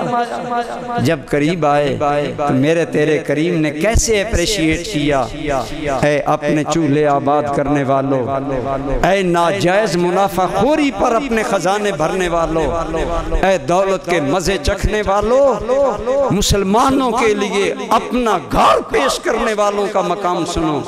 رسول اللہ نے مسکرا کر فرمایا تو نے کیسی میزبانی کی ہے کہ تیری میزبانی تذکرے رب عرش پر کر رہا، عرش پر کر رہا۔ عشق کی ایک جست نے طے کر دیا قصہ تمام، اس زمین و آسمان کو بے قرار سمجھا تھا میں، آقا میں اور میرے تذکرے عرش پر، ہاں تیری میزبانی کے تذکرے رب فرشتوں سے کر رہا ہے۔ یا رسول اللہ وہ کیا؟ اللہ فرشتوں سے کہہ رہا ہے تم کہتے تھے آدم دنیا میں فساد کرے گا، میرے یار کے یار یہ ایثار کر رہے ہیں، خود بھی بھوکے بچے بھی بھوکے، اللہ رسول کا مہمان سیر ہو جائے، دوسرا مسلمان بھائی سیر ہو جائے۔ یہ ہے انسانیت، درد دل کے واسطے پیدا کیا انسان کو، ورنہ طاعت کے لیے کچھ کم نہ تھے کروبیاں، فرشتے تو تھے ہیں، اللہ تو اسے درد دل چاہتا ہے۔ اگر درد دل ہو تو انسان مسلمان بھائیوں پر زندگی کا دائرہ تنگ کرتا ہے۔ آج ناجائز منافع خوری، ملاوٹ، رشوت، بددیانتی، خیانت نے مسلمانوں پر دائرہ زندگی تنگ کر دیا۔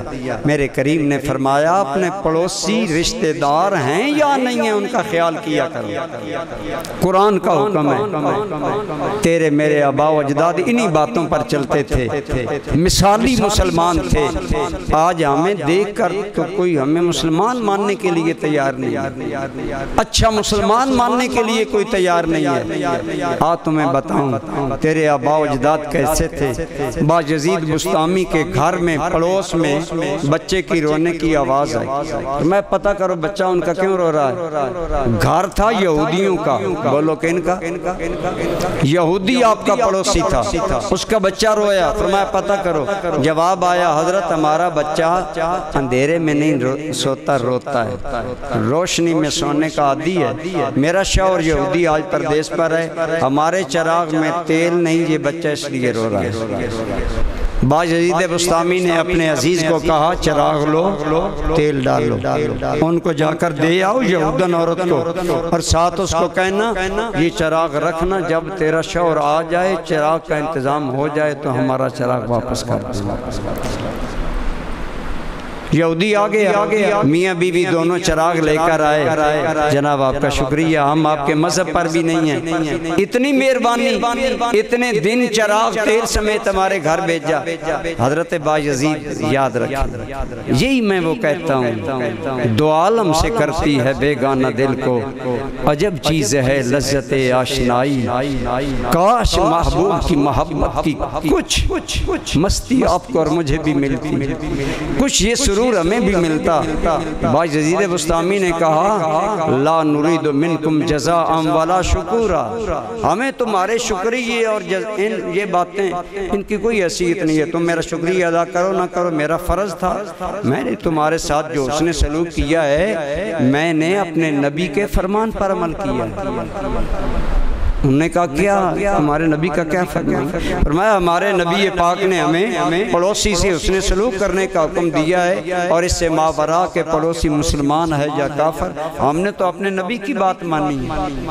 دونوں یہودی میاں بیوی اٹھ کر گھر گئے، نہائے کپڑے بدلے، باجزید بسطامی کی خدمت میں آ کر کہنے لگے کہ جن کا نبی اتنا غمخوار انسانیت ہے اس کے سچا ہونے میں کوئی شک نہیں۔ یزید تم نے چراغ بھیج کر ہمارے گھر میں اجالا کیا ہے، ہمیں محمد کا نام پڑھا کر ہمارے دل میں اجالا کر دیا، کلمہ پڑھ کر مسلمان ہو گئے۔ تھے تو وہ آباد تمہارے ہی مگر تم کیا ہو؟ سوال تو یہ ہے کبھی اے نوجوان مسلم تدبر بھی کیا تو نے؟ وہ کیا گردوں تھا جس کا تو ہے ایک ٹوٹا ہوا تارا۔ 18 سال 19 سال 16 سال کی عمر میں اعتکاف میں آنے والوں، میں آپ کے جذبوں کو سلام کرتا ہوں، لیکن تمہاری منزل یورپ، فیشن، جدید زندگی یا مادی زندگی نہیں، تمہارا ٹارگٹ یہ باجزید بسطامی والا کردار ہے۔ پہچانو ہم کن کی اولاد ہیں، ہمارے آبا و اجداد کیا تھے۔ فرمایا والجار الجنوب والصاحب بالجنب، اللہ کی قسم قربان جائیں قرآن کے انداز پر۔ اب تھک تو نہیں گئے؟ اب تھکے ماندے نظر آ رہے ہیں، گھنٹہ ہو گیا، چلو انشاءاللہ پھر کبھی بات کو سمیٹتے ہیں، آپ پریشان نہ ہو۔ فرمایا پڑوسی ہے ایک تیرا رشتہ دار، ایک غیر رشتہ دار، ان سے اس نے سلوک کرو، اور تو اور رہنا جو تھوڑی دیر کے لیے تیری مجلس میں بیٹھ کر تیرا ہم مجلس بن جائے اس کا بھی خیال کیا کر، اسے بھی اس نے سلوک کیا کر۔ ہم کیا کرتے ہیں؟ خود چوکڑی مار کر بیٹھتے ہیں، ساتھ والا خواہ جتنا تنگ ہوتا رہا ہمیں کوئی پرواہ نہیں، یہ میری خیر ہو، اور دیکھ کر پنکھے کے نیچے بیٹھیں گے، خواہ تکبیر اولا جاتی ہے چلی جائے پنکھے کے نیچے بیٹھیں گے۔ عجیب ہماری سوچ ہے۔ فرمایا جو تیرا تھوڑی دیر کے لیے ہم مجلس بن جائے اس سے بھی اچھائی کر۔ کیا اچھائی؟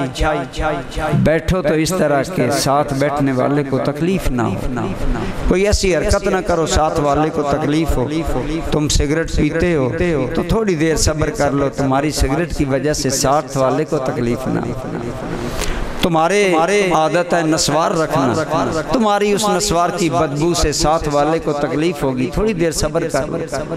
جو بھی کوئی ایسی بات ہے، میں کہتا ہوں ایمان سے ذرا دل پر ہاتھ رکھ کر بتائیں، جو چاند لمحے محفل میں بیٹھنے والوں سے اس نے سلوک کا اسلام حکم دیتا ہے، بتائیں اس اسلام کے دامن میں کتنا حسن ہے، کتنی اچھائی ہے، کتنی انسانیت ہے۔ بہرحال بات لمبی ہوتی جا رہی ہے، بڑی اچھی چٹائی ہے، اس طرح میرا خیال نہیں تھا۔ معاشرے میں میاں اور بیوی کا بھی رشتہ ہوتا ہے، اس میں بھی حکم ہے کہ اچھے معاملات رکھو آپس میں۔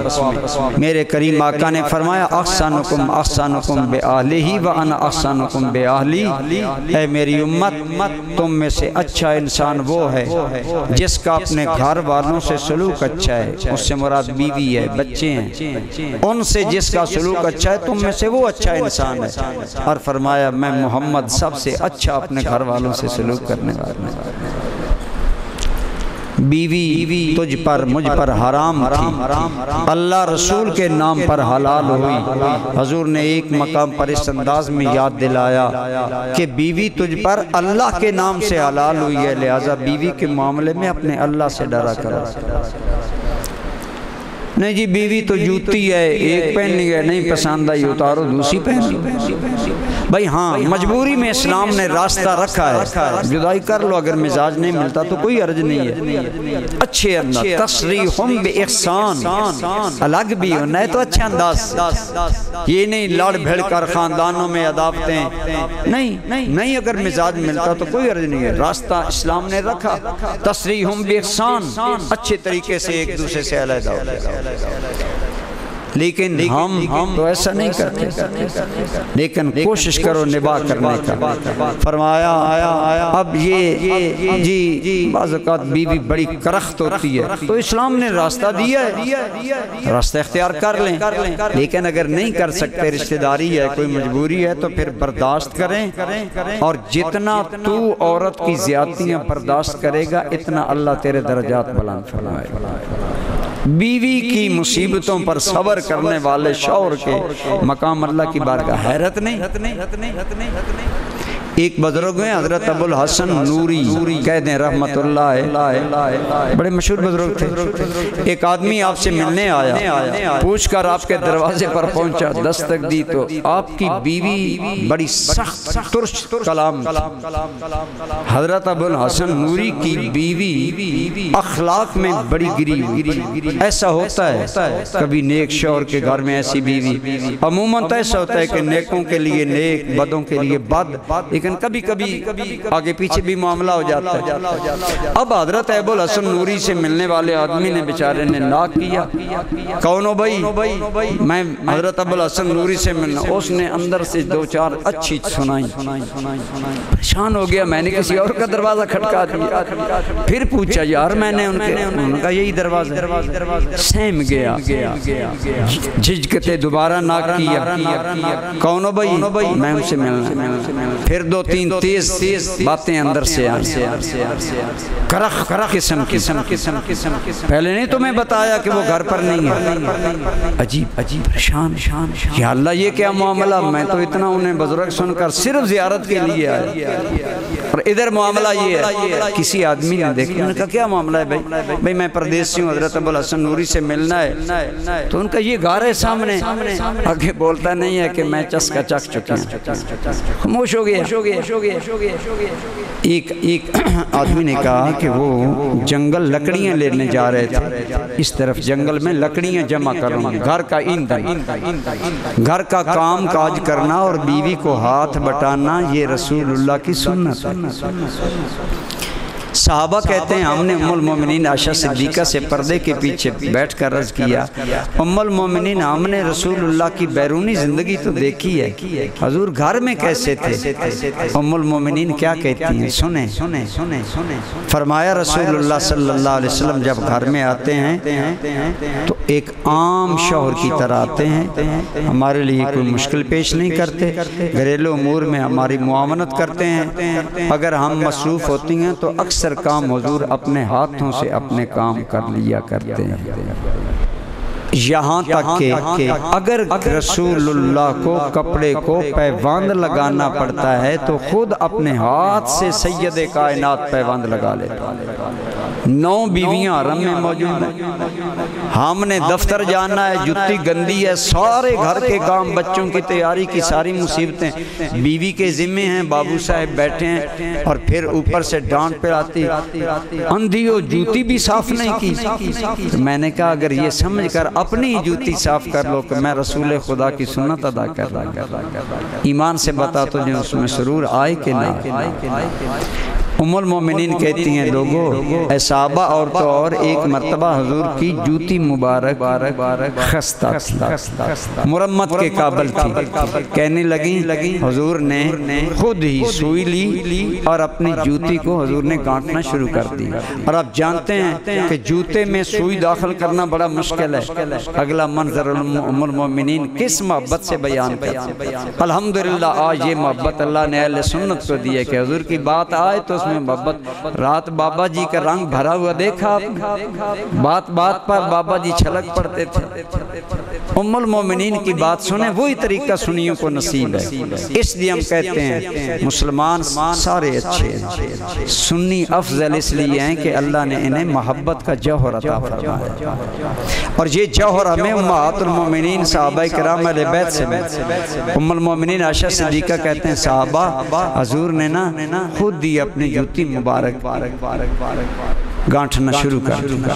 اب زور لگا نہ جب تو کہتی ہیں پیشانی نبوت پر پسینے کے آثار آئے، میں عائشہ دیکھ رہی ہوں، اور یہ محبت بھرا منظر دیکھتے دیکھتے وہی حضور کا پسینہ موتیوں میں بدل گیا۔ کہتی ہیں مجھے خدا کی قسم رسول اللہ کے چہرے پر پسینے کا چمکنے والا وہ آنسو موتی کی صورت میں کتنا ہنسی تھا، میں تمہیں کیا بتاؤں۔ بات ہو رہی ہے حضور کے کام کرنے کی، ام المومنین رسول اللہ کے اس حسن میں مست ہیں۔ یہ ہے محبوب کی بات آئے تو بندہ محبت کے سمندر میں ڈوب جائے، اور اس میں جو چاشنی اور لطف ہے۔ ام المومنین کہتی ہیں لوگوں، میں کبھی رسول اللہ کے ماتھے کو دیکھتی اور کبھی ماتھے پر چمکنے والے موتی کو دیکھتی، اس حسن ظاہری سے نکلتی تو اس حسن باطن کو دیکھتی کہ کائنات کے تاجدار ہیں اور جوتی ہاتھوں سے گانٹھی جا رہی۔ یہ ہے وہ مقام جو میں کہا کرتا ہوں یا رسول اللہ تیری صورت تیری سیرت زمانے میں نرالی ہے، تیری ہر ادا پیارے دلیل بے مثالی ہے۔ دل فدائے مصطفیٰ ہے، جان فدائے مصطفیٰ، اللہ کی قسم ہر ادا پر جان قربان کرنے کو عاشق کا جی چاہتا ہے۔ چلو میں ادھر نہیں جاتا۔ ام المومنین کہتی ہیں لوگوں، رسول اللہ گھر میں اپنا کام خود کر لیا کرتے تھے۔ ایک مرتبہ سرکار نے غزوہ پر جانا تھا، فرمایا کھانا روٹی حضور تیار نہیں ہے۔ ہم نے کہا حضور ہم جلدی تیار کر دیتے ہیں، ہم اپنے کام میں لگ گئے، رسول اللہ ہماری مدد کرنے میں۔ یہ ہے اچھے شوہر کے اوصاف کہ وہ بیوی کے لیے فرعون بن کر رہے۔ فرمایا میں سب سے اچھا ہوں اپنے اہل خاندان میں۔ چلو وہ بات ہم حضرت ابو الحسن نوری والی مکمل کر لیں یا بس کر۔ وہ آدمی جنگل چلا گیا، آگے سے حضرت ابو الحسن آ رہے ہیں، اور کس شان سے آ رہے ہیں؟ ابو الحسن نوری پیچھے پیچھے چل رہے ہیں، جنگل کا بادشاہ شیر لکڑیوں کا گٹھا اٹھایا آگے آگے چل رہا۔ آنے والا زائر زیارت کرنے والا جو اہل اللہ کے بندے سے ملنے ڈر گیا، جب ڈر گیا نا تو آپ نے بھانپ لیا، فرمایا ڈرو نہیں، یہ شیر اس حال میں نہیں اور حال میں آ جاؤ۔ کیا بات ہے؟ دم بخود باہر گٹھا اٹھایا، سر پر اٹھایا، چلنا شروع کر دی۔ فرمایا کون ہو، کہاں سے آئے؟ حضرت نام سنا تھا، زیارت کے لیے آئے۔